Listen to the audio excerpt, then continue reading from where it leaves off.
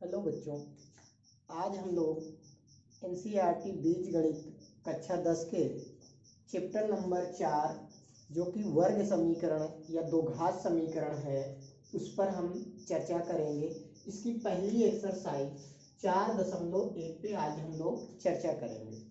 अब देखिए 4.1 जो है वह दो घात समीकरण के से संबंधित है। तो सबसे पहले हमें दो घात समीकरण को जानना होगा। इसकी कुछ बेसिक फॉर्म जो है, कुछ जानकारियां दो घात समीकरण की, उसको हम लोग जानते हैं। तो आइए देखते हैं कि हमारा दो घात समीकरण क्या होता है।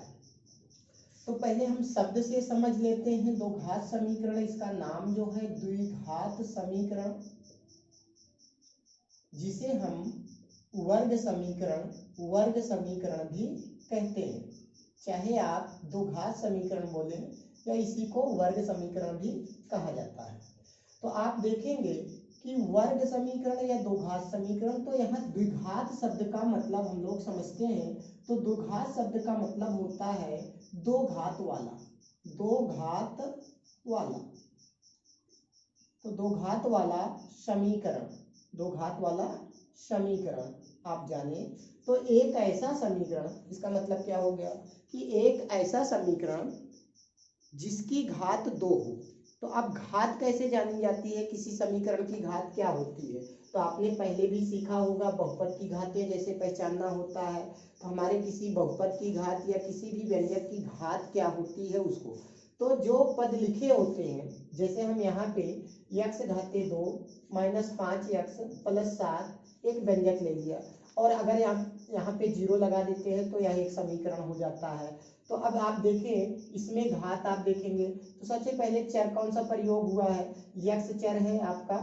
तो आप यहाँ पे देखें जो पहले पद में चर x है उसकी घात 2 है, और दूसरे पद में चर की घात 1 है, और तीसरे पद में चर की घात 0, यहाँ पे 0 पढ़ी जाएगी। चर की घात x जो होगा वह 0 के रूप में होगा। तो अब यहाँ दो घात, एक घात और 0 घात में सबसे बड़ी घात कौन सी है, तो वह 2 घात है। तो इस समीकरण की घात जो हो गई वह 2 हो गई। अब एक समीकरण हम और लिख लेते हैं, जैसे 3x माइनस 5 बराबर 7x प्लस 2। तो आप यहाँ देखिए इसमें एक पद, दो पद, 3 और 4 पदों में ये लिखा गया है, लेकिन सभी पदों में अगर हम चर x की घात देखने जाएं तो यहाँ पे एक घात है, यहाँ पे एक घात है, और यहाँ पे 0 घात है, यहाँ चर x की एक घात है, और यहाँ पर भी 0 घात। हमने आपको बताया जहाँ x नहीं दिख रहा है वहां x की 0 घात के रूप में मौजूदगी है।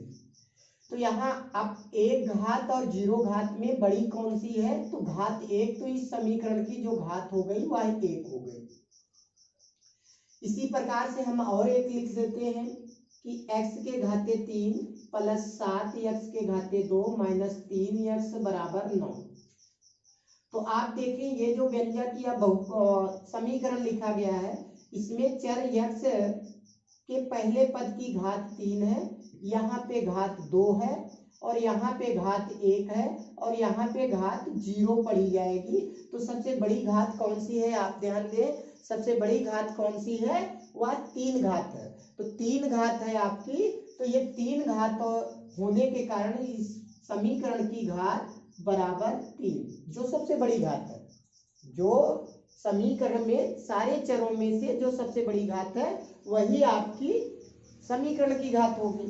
तो अब ये समीकरण 3 घात वाला हो गया। तो अब देखें, अब इन्हीं तीनों में समझते हैं। हमने यहाँ बताया था कि द्विघात समीकरण क्या होता है, दो घात वाला समीकरण। तो दो घात वाला समीकरण आप यहाँ देखें, ये है दो घात वाला, और इसकी घात 1 है, इसकी घात 3 है। तो यही आपका क्या होगा, द्विघात समीकरण होगा जिसकी घात 2 है। और ये क्या होगा, जिसकी ऐसा समीकरण जिसकी घात 1 होती है उसे हम लोग रैखिक समीकरण कहते हैं, रैखिक समीकरण कहते हैं। और जिसकी घात 3 है वह त्रिघात समीकरण कहलाएगा, त्रिघात समीकरण कहलाएगा।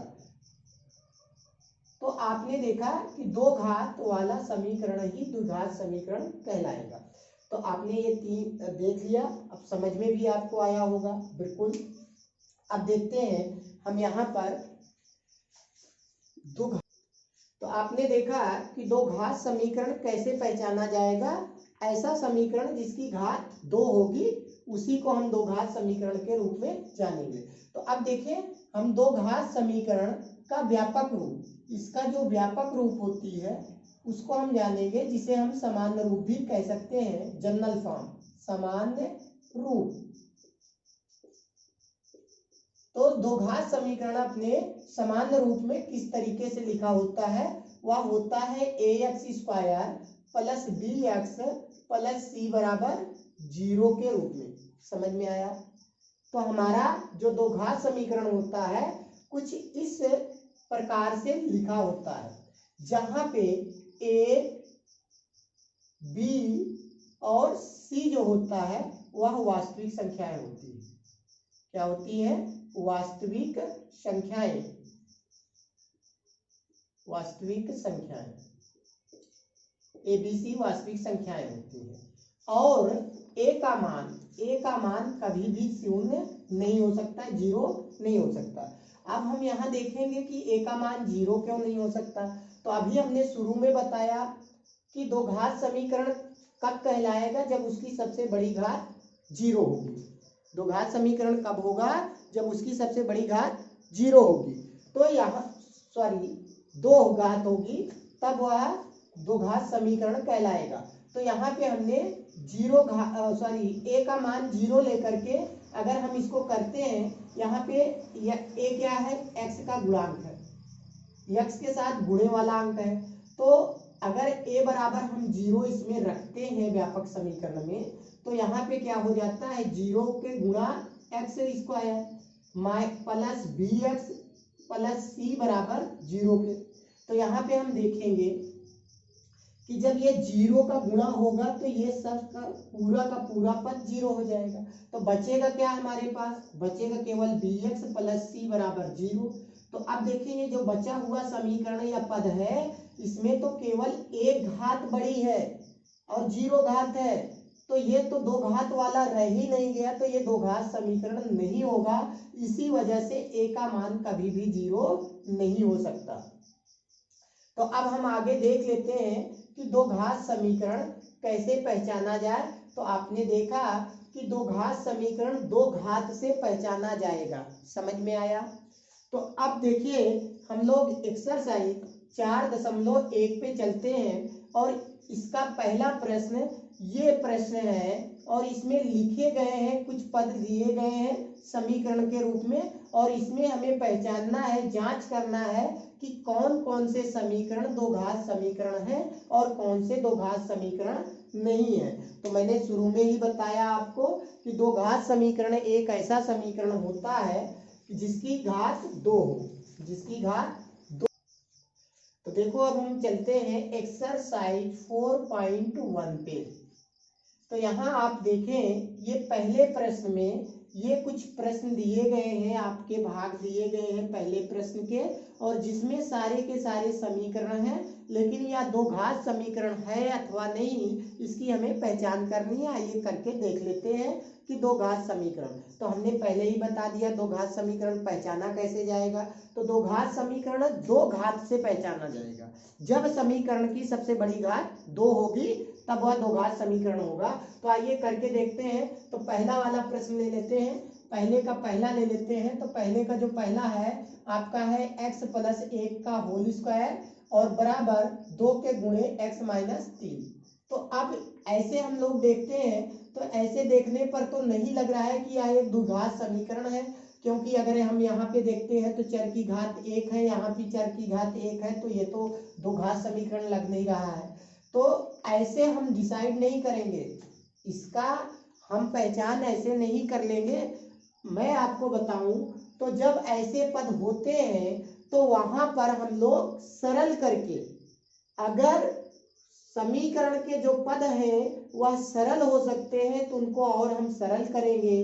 जैसे यहाँ पे देखिए, ये जो लिखा गया पद है ये a प्लस बी का होल स्क्वायर के रूप का दिख रहा है। x प्लस 1 का होल स्क्वायर अर्थात a प्लस बी का होल स्क्वायर इसके जैसा दिख रहा है। तो जब इसके जैसा है तो इसका प्रसार क्या होगा, a square plus 2ab plus b square. इसके जैसा ये टूट सकता है, तो जब इसके जैसा टूट सकता है तो उसको हम तोड़ेंगे। तो यहाँ समझने की बात यही है कि हम किसी भी समीकरण को पहचानने के लिए उसको हम सरलतम रूप तक जाएंगे कि वह कितना से ज्यादा सरल हो सकता है, उसको हम करेंगे तब निर्णय लेंगे।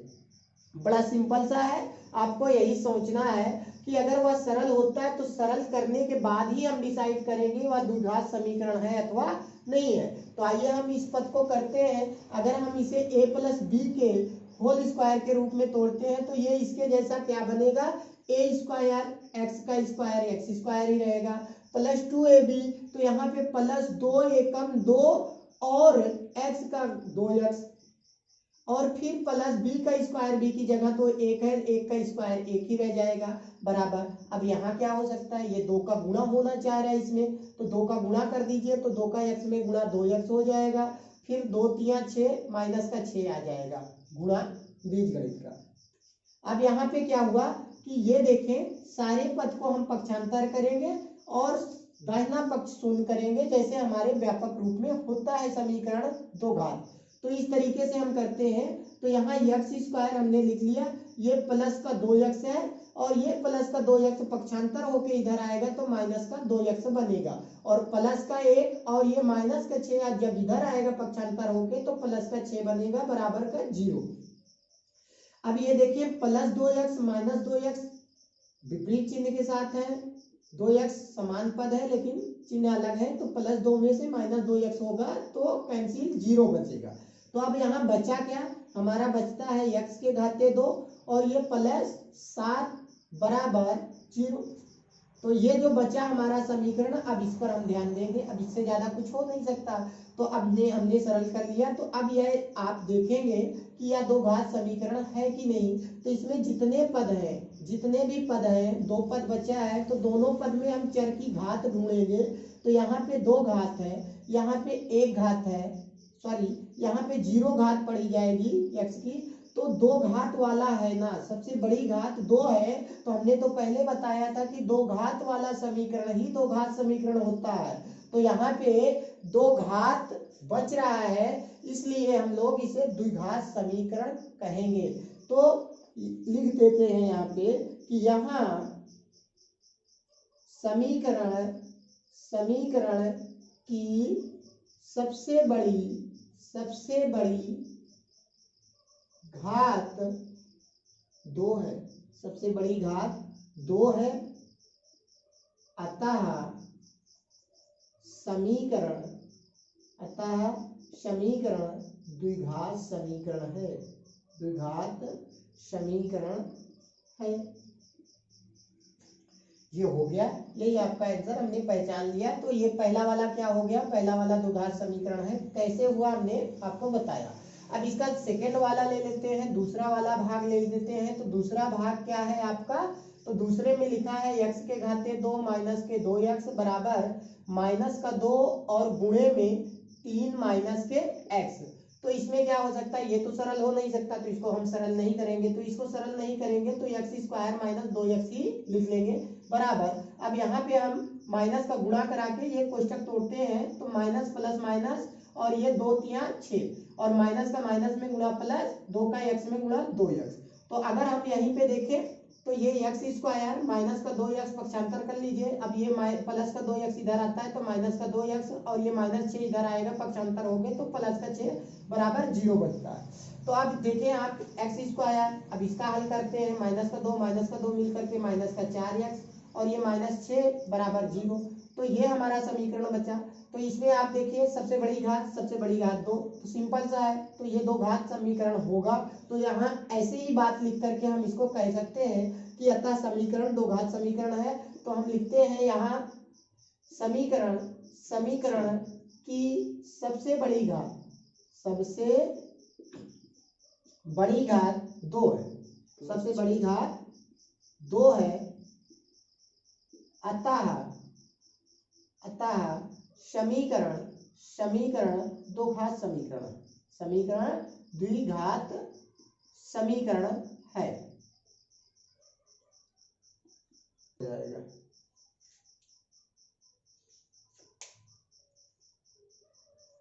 बंद। तो हमने दो प्रश्न यहाँ से कर लिया और देखा कि दो घात समीकरण हुआ अथवा नहीं। तो अभी तक जो था दोनों समीकरण दो घात समीकरण हुए, पहला और दूसरा। कैसे हुआ ये आपको करके जाननी है, केवल ऐसे देखकर नहीं करेंगे। तो अब तीसरा भाग ले लेते हैं इसका, दो घात समीकरण, तो आपको भी समझ में आएगा। तो दो घात समीकरण के लिए तीसरी पहचान, हम तीसरा समीकरण जो प्रश्न दिया गया है एक्सरसाइज का, वह क्या है, x - 2 के गुणे x + 1 फिर बराबर x - 1 के गुणे x + 3। तो ऐसे तो हम जानेंगे नहीं, ऐसे देखोगे तो एक घात एक घात एक घात है, तो ये दो घात तो नहीं है, तो ऐसे पे हम इसको नहीं कहेंगे। तो पहले ये सरल होना चाह रहे हैं तो कर दीजिए। यहाँ पे क्या होगा पहले कोष्टक के दोनों पदों का गुणा, इसमें गुणा कराइए, बीजगणित का गुणा। तो x का गुणा इस x में होगा तो x के घाते 2, और इस x का गुणा +1 में होता है तो +1x, और इसका गुणा करते हैं -2x और ये -2 बराबर। यहाँ x का गुणा x के साथ x घाते 2, x का +3 में गुणा +3x, और ये -3। तो इस तरीके से हुआ आपका, सॉरी यहाँ पे -1 का x में गुणा -x और +3 में गुणा -3। तो अब क्या करते हैं, इनको पक्षांतर कर लीजिए। पक्षांतर करके हम सारे पदों को दाहिने पक्ष में लाते हैं तो क्या होता है, तो आप ऐसे देख लीजिए, जल्दबाजी हो जाए थोड़ा सा। यहाँ पे देखें ये समान पद है, और समान पद जब बेटा समान चिन्ह के साथ विपरीत पक्षों में होते हैं तो वहां उसको कैंसिल दिखाया जाता है। वहां क्या किया जाता है, कैंसिल कर लिया जाता है। क्यों हो जाएगा कैंसिल, इसको देखिए। तो ये x के प्लस का है 2 घात और ये भी प्लस का है। अगर इसको हम पक्षांतर करेंगे तो एक तो प्लस रह जाएगा लेकिन ये वाला माइनस हो जाएगा, तब दोनों कैंसिल हो जाएंगे। तो इसको ऐसे ही जल्दी से हम कर सकते हैं। यहाँ पे देखें एक x में से 2x जाता है तो माइनस का 1x बच जाता है, और यहाँ 3x है और 3x में से 1x जाता है तो 2x बचेगा, उधर प्लस का 2x बचेगा, लेकिन जब ये पक्षांतर होके आएगा तो माइनस का 2x, और ये -2 है, ये -3 उधर से इधर आता है तो +3 बराबर 0। तो यहाँ पे माइनस का 1x माइनस का 2x दोनों जुड़ जाएंगे, दोनों ऋण है तो जुड़ेंगे, तो माइनस होने पर दोनों जुड़ जाएंगे तो माइनस का 3x बनाएंगे, और यहाँ -2 है +3 है, 3 में से 2 जाता है तो +1 बराबर 0। तो ये समीकरण हमारे पास बचा। अब इस समीकरण में आप देखें सबसे बड़ी घात कितनी है, 1 है, 1 घात है, तो 1 घात की वजह से यह दो घात समीकरण नहीं है। तो हम यहाँ लिख देंगे कि यहाँ समीकरण की सबसे बड़ी घात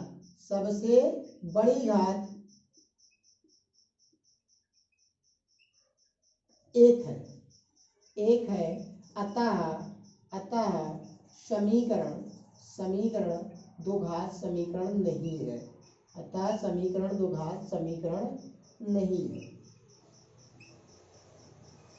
ये हो गया। अब इसका हम अगला भाग ले लेते हैं। तो अगले भाग में देखते हैं तो इसका चौथा भाग, पहले प्रश्न का चौथा भाग अगर हम लेते हैं तो चौथे भाग में क्या दिया गया है, x - 3 गुणे के 2x + 1 बराबर x गुणे के x + 5। चौथे भाग में ये प्रश्न है, इसको हम करके देखते हैं। तो क्या होता है, गुणा कराइए तब तो हम डिसाइड करेंगे ना दो घात समीकरण है अथवा नहीं। तो यहाँ तो पहली लाइन से बोलेंगे नहीं, तो यहाँ से हम क्या करते हैं, इस x का गुणा इसमें गुणा करा देते हैं। तो यहाँ पे जो आएगा 2x इसको आया, फिर इस x का +1 में गुणा +1x, और यहाँ -3 का 2 में गुणा हो जाएगा तो -6x, और माइनस प्लस माइनस 3 एकम 3 बराबर ये x का गुणा इसमें करा दीजिए तो x का x² x का +5 में गुणा 5x। तो यहाँ हम देखते हैं 2 का x² माइनस का 1x² इधर आता है तो क्या, इधर तो प्लस है, हमने माइनस बोल दिया तो प्लस है, तो इधर आएगा तो माइनस ही होगा। तो इसका क्या बनेगा कि 2x² में से ये -1 इधर आके बनेगा तो 1x² बचेगा। अब यहाँ पे -5x हो जाएगा, इसका हल तो क्या होगा -5x, और ये +5x इधर आएगा तो वो भी माइनस हो जाएगा तो -10x हो जाएंगे दोनों मिलकर के। इधर इसका हल -5x और ये क्या है +5x है, तो +5 इधर आएगा तो क्या होगा -5 होगा, तो -5 -10x और ये -3 बराबर 0। तो अब आप देखिए ये हमारे पास समीकरण बची है। तो ये समीकरण में आप देखेंगे तो सबसे बड़ी घात क्या है, 2 घात है, तो इसलिए ये 2 घात समीकरण है। तो यहाँ लिख पाएंगे कि यहाँ समीकरण की सबसे बड़ी घात 2 है, सबसे बड़ी घात 2 है। अतः समीकरण द्विघात समीकरण है, द्विघात समीकरण है। ये हो गया, यही आपका आंसर। तो ये 4 भाग हो गए, अभी 4 और हैं इसमें, उसको भी हम लोग जल्दी जल्दी से कर लेते हैं। तो अब आप देखिए कि कैसे किया जाता है। देखिए अब हम थोड़ी सी जल्दबाजी कर लेते हैं। ये 4 भाग हैं, चारों को हम करके जल्दी जल्दी से ऐसे देख लेते हैं कि 2 घात समीकरण है अथवा नहीं है। तो इसका 5वां भाग लेते हैं, 4 तो हम कर चुके हैं, तो 5वां लेते हैं। तो 5वें में जो दिया गया पद है वो आपको कुछ इस प्रकार से है, 2x - 1 2x - 1 और x - 3। अब बराबर इसमें जो है, इसमें जो बराबर है वो आप कैसे करके लिखा गया है उसको आप देखिए। तो बराबर करके x + 5 गुणे x - 1 तो इसको गुणा कराते हैं। देखिए 2x का x में गुणा तो 2x², अब 2x का -3 में गुणा -6x, और ये माइनस का 1x का गुणा -1x माइनस, और यहाँ पे क्या बन जाएगा +3 बराबर x का गुणा x में x², x का -1 में -1x, +5 का x में गुणा +5x, प्लस माइनस माइनस, और 5 का 1 में गुणा 5। तो इस तरीके से अब देखेंगे 2x², 1x² उधर से पक्षांतर होके आएगा तो यहाँ केवल 1x² बचेगा, और ये माइनस का 6 और माइनस के 1 माइनस का 7 बनाया, माइनस का 7x होगा, और इधर से ये क्या बचेगा +4x होगा। 5x में से 1x जाएगा तो 4x, और 4 इधर आके माइनस होगा, तो कुल मिला के -11x बन जाएगा। और ये प्लस का 3 उधर से -5 पक्षांतर होके आएगा तो वह भी +5 बनेगा, तो +3 + 5 क्या हो जाएगा +8। अब ये देखें -5 अगर इधर आएगा तो क्या होगा +5 हो जाएगा, तो +5 ये +3 के साथ +8 बना देगा। तो ये हमारे पास समीकरण बचा।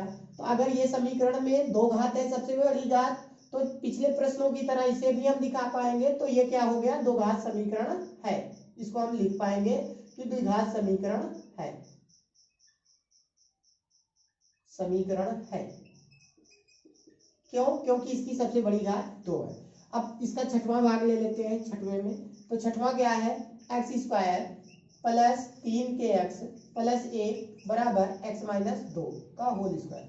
देखिए ये देखने से लग रहा है कि इसका 2 घात वाला है, लेकिन क्या ये 2 घात समीकरण वास्तव में है? तो ऐसे तो नहीं, यहाँ प्रसार होना चाह रहे हैं तो पहले प्रसार हम करेंगे। तो प्रसार करते हैं, तो ये तो कुछ नहीं होगा, इसको ऐसे लिख लें x² + 3x + 1 ऐसे लिख लेते हैं बराबर। इसका प्रसार कैसे होगा a - b का होल स्क्वायर के रूप का होगा, a² - 2ab + b² के जैसा होगा। तो यहाँ पे हम क्या करते हैं a का स्क्वायर x² -2 कम 2 दूना 4 -4x और +4 ये बना। तो अब देखिए अभी हमने बताया समान पद विपरीत पक्षों में समान चिन्ह के साथ कैंसिल। तो यहाँ पे क्या बचता है, ये 3 का x इधर जाएगा -4x तो 7x बना देगा, और ये +1 है और ये -4 आएगा तो -3 बचेगा बराबर 0। तो यहाँ पे क्या बचा, जो चर की घात है 1, 2 घात वाला नहीं बचा, तो इसे हम क्या कहेंगे द्विघात समीकरण नहीं है। इसको हम ऐसे कह देंगे कि द्विघात समीकरण नहीं है, नहीं है। सिंपल सा, क्यों नहीं है? क्योंकि ये 2 घात वाला नहीं है, तो इसलिए ये 2 घात समीकरण नहीं है। अब आगे देखते हैं इसका 7वां खंड ले लेते हैं। तो 7वें में क्या है, 7वें में आपका दिया गया है x + 2 का होल क्यूब बराबर 2x गुणे x - x² - 1। तो इसको भी हम करके देखते हैं। तो देखिए यहाँ पे कैसे टूटेगा, ये a + b का होल क्यूब के जैसे क्या बनता है, a का क्यूब + b का क्यूब + 3 गुणे के गुणे के बी, ब्रैकेट में कोष्टक में आपका x प्लस 2, ये तो इसका हो गया। बराबर के उधर जाते हैं तो ये गुणा होगा और कोष्टक टूटेगा, तो 2 एक अन्नम 2 और ये x क्यूब, फिर माइनस 2x का एक में गुणा 2x, तो यहाँ पे क्या बना x का क्यूब और ये प्लस 8 और ये 3 दूना 6x और 6 का गुणा हो जाएगा इधर, तो 6x का स्क्वायर, इसका गुणा 6x बनेगा, 6x का x के साथ गुणा 6x स्क्वायर, फिर ये 6x का प्लस 2 में गुणा तो 12x, ये हो गया आपका। तो बराबर ये 2x क्यूब और माइनस 2x, पक्षांतर करते हैं तो x क्यूब है, ये x क्यूब है, तो ये इधर आएगा तो x cube minus 2x cube और ये x स्क्वायर और तो है नहीं तो इसको ऐसे लिख लेते हैं 6 का x स्क्वायर, ये प्लस 12x और ये माइनस 2x इधर आता है तो प्लस 2x और ये प्लस 8 बराबर 0 बच जाता है।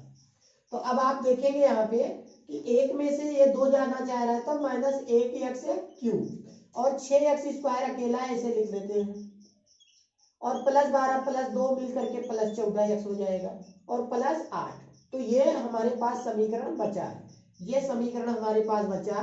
तो आप इस समीकरण में ध्यान देंगे तो इस समीकरण में क्या है, सबसे बड़ी घात 3 है, तो ये द्विघात समीकरण नहीं है। क्यों नहीं है, क्योंकि इसकी सबसे बड़ी घात 3 हो गई तो ये त्रिघात समीकरण हो गया। तो द्विघात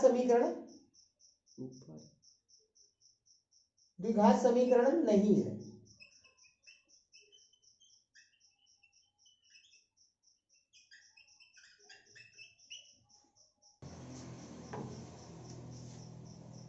देखिए ये लास्ट में अभी हमने इसका पद सरल करके लिखा था, जो दिख नहीं रहा था हम ऊपर कर देते हैं, तो ऊपर लिखने पर देखिए यहाँ पे x के 1x के घाते 3 है माइनस 2x के घाते 3 है, तो एक में से 2 जाएगा तो क्या बचेगा आपका माइनस 1x घाते 3 और यहाँ 6x स्क्वायर अकेला है ऐसे लिख दीजिए और ये 12x 2x मिलकर के 14x हो जाएगा आपका और ये प्लस 8 बराबर के 0।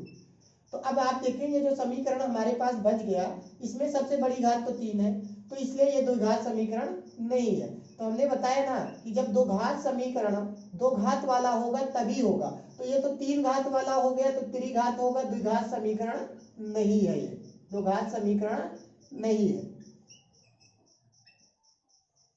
ठीक है, अब इसका हम लास्ट क्वेश्चन ले लेते हैं, आखिरी खंड इसका जो है आपका दिया गया है x cube minus 4x square minus का 1x प्लस 1 बराबर 0, सॉरी 0 नहीं है, x माइनस 2 का होल क्यूब। तो अभी क्या करेंगे, इसका तो कुछ हो नहीं सकता तो इसको ऐसे ही लिख लेते हैं, ये आपका 8वां भाग है।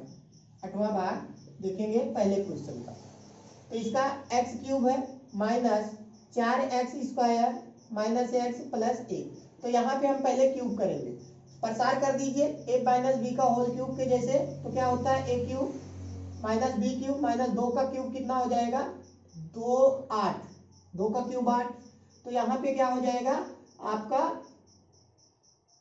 माइनस 3a भी होता है, तो 3 एकम 3 दूनी 6x और ब्रैकेट में a माइनस बी a हो गया।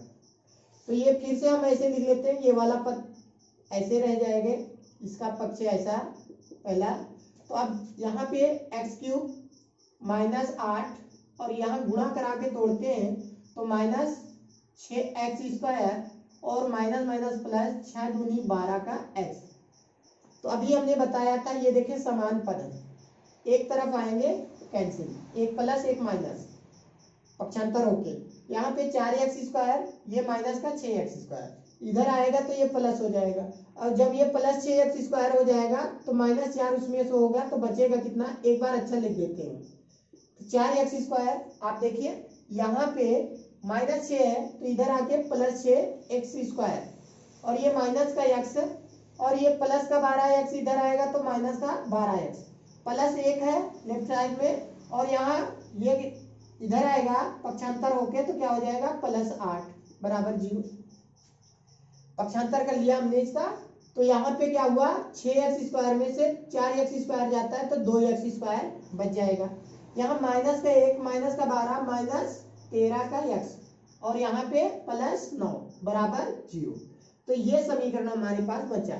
तो इसमें देखें सबसे बड़ी घात कितनी है, सबसे बड़ी घात 2 है, तो 2 घात सबसे बड़ी है, तो ये द्विघात समीकरण है, द्विघात समीकरण है, लिख पाएंगे।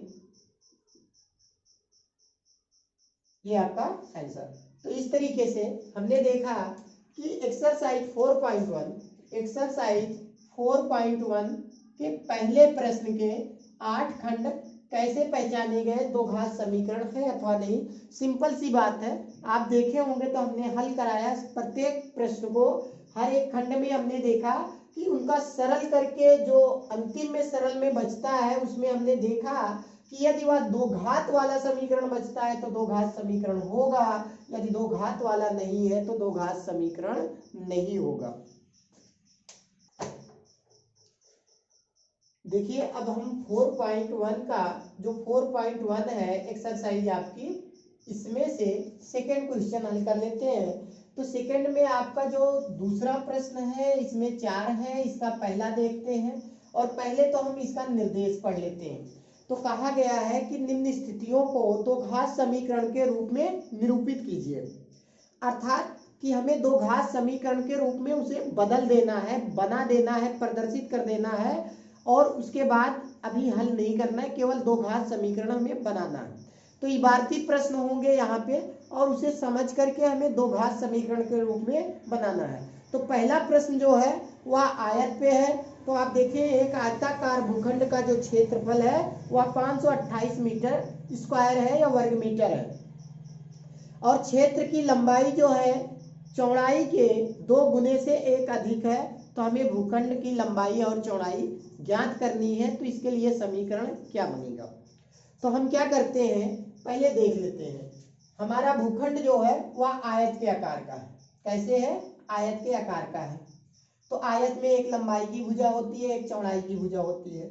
आइए इसका क्षेत्रफल का सूत्र क्या हो जाता है। तो आयत का जो क्षेत्रफल होता है, आयत का जो क्षेत्रफल होता है वह लंबाई गुणे के चौड़ाई होती है।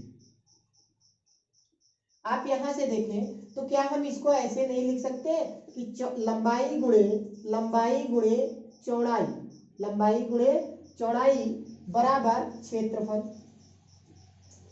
तो अब आप यहां से समझें, तो अगर हम लंबाई को x ले लेते हैं तो चौड़ाई कैसे जाएगी, तो चौड़ाई के बराबर क्षेत्रफल। तो अब देख x इधर से पक्षांतर होके जाएगा, गुणे में है तो उधर कहाँ जाएगा, बटे में। तो चौड़ाई के बराबर क्या हो जाएगा, क्षेत्रफल बटे x, लंबाई अर्थात। तो अब हम इसी का प्रयोग यहाँ करेंगे। तो प्रश्न की शुरुआत में हम क्या करेंगे, चाहे तो लंबाई या चौड़ाई को आप किसी भी एक चर से मान लेंगे। तो हम यहाँ पे x से मानते हैं कि माना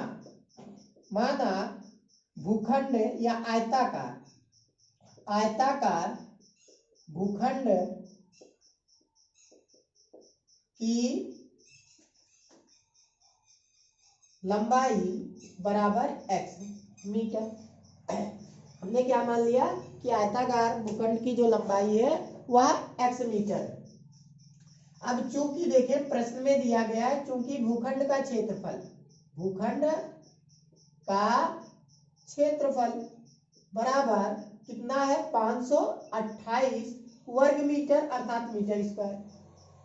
तो अब आप यहां से हम चलते हैं कि चौड़ाई बराबर क्या हो जाएगी। तब इसलिए भूखंड की जो चौड़ाई होगी, भूखंड की चौड़ाई जो होगी वह कितनी होगी, तो भूखंड की चौड़ाई बराबर क्षेत्रफल के बटे लंबाई।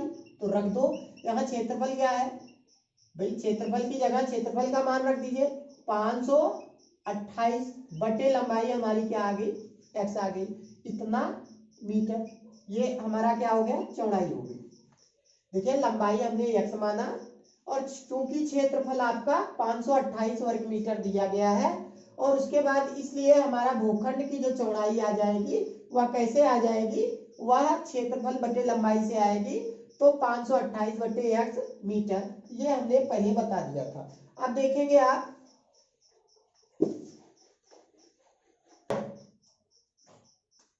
अब इसका प्रश्न पे चले जाते हैं।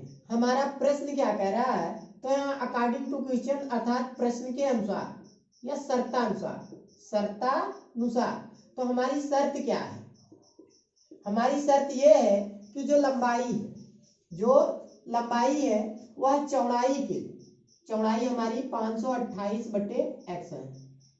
इसके क्या कह रहा है कि लंबाई चौड़ाई के 2 गुने से 1 अधिक है।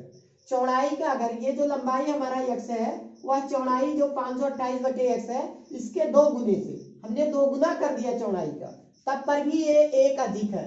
तो बराबर कब होगा? दोनों को समान करना है तभी समीकरण होगा। तो बराबर क्या होगा? ये लंबाई अर्थात x जो है वह चौड़ाई के 2 गुने से 1 अधिक है। तो हमें बराबर करना है, तो इसको 1 अधिक कर दो, चौड़ाई को 1 अधिक कर दीजिए उसका दुगुना करके, तो दोनों बराबर हो जाएंगे। तो इस तरीके से हमें मिलता क्या है, क्या प्राप्त होता है? x बराबर ये 2 का गुणा इसमें हो जाएगा। जब 2 का गुणा होगा तो ये आपका 1056, 2 का गुणा कराएं, 2 8 16, 2 दूना 4 1 5 और 2 पंजे 10, 1056 के बटे x प्लस 1। अब देखिए यहाँ पे क्या है, x है बटे में, अगर हम इस x को हटाना चाहें तो क्या करना होगा? गुणा करना होगा। तो समीकरण में गुणा कर देंगे, तो हम यहाँ लिख देंगे दोनों ओर या दोनों पक्षों में, चाहे ओर लिखें चाहे पक्षों में, x का गुणा करने पर तो x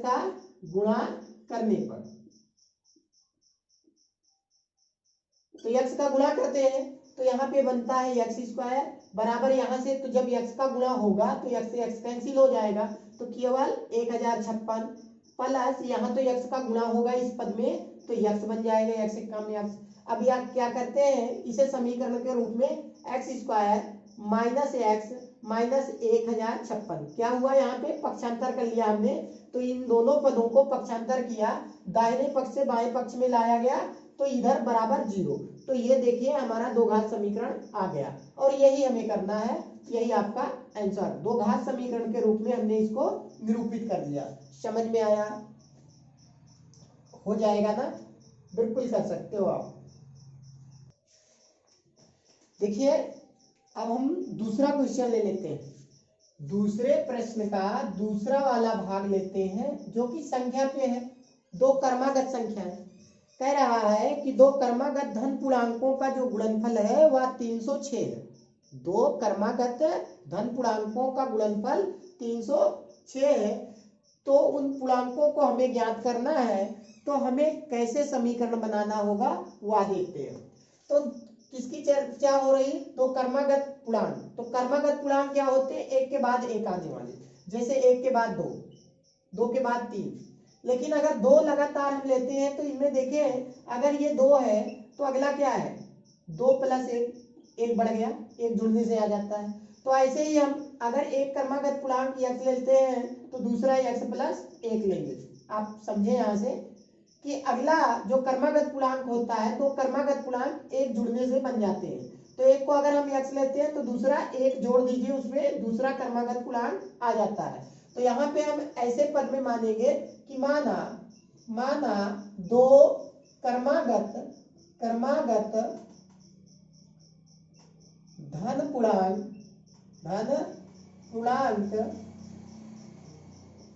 x और x प्लस 1 है। अब यहाँ पे हम देखते हैं कि 2 क्रमागत जो धन पूर्णांक है x और x प्लस 1 हो रहा है। तो अब मैंने मान लिया, इसे समझ में आया आपको भी? हाँ, माना जा सकता है, बिल्कुल। अब देखिए यहाँ पे कि जो शर्त रखी जा रही है, उस शर्त किसका है? शर्त जो है वह कह रहा है कि ये 2 क्रमागत धन पूर्णांकों का जो गुणनफल है, तो गुणनफल मतलब गुणा करा दो, फल प्राप्त हो।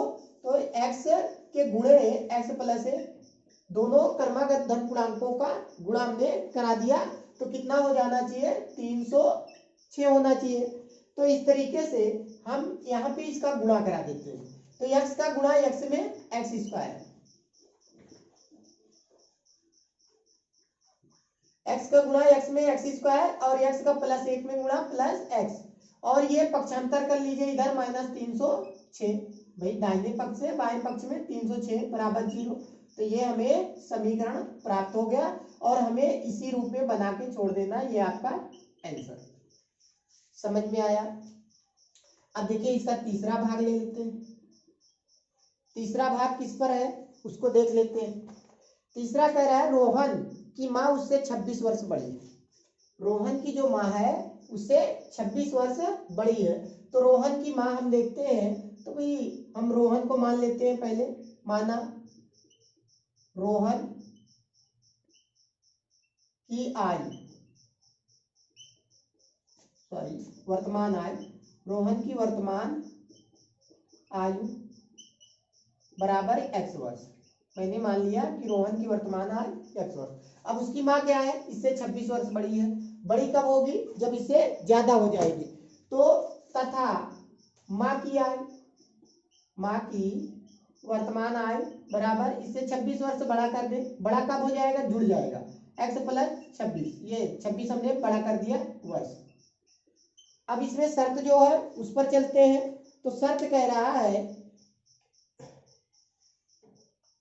उनकी आयु का जो गुणनफल है अब से 3 वर्ष पश्चात 360 हो जाता है।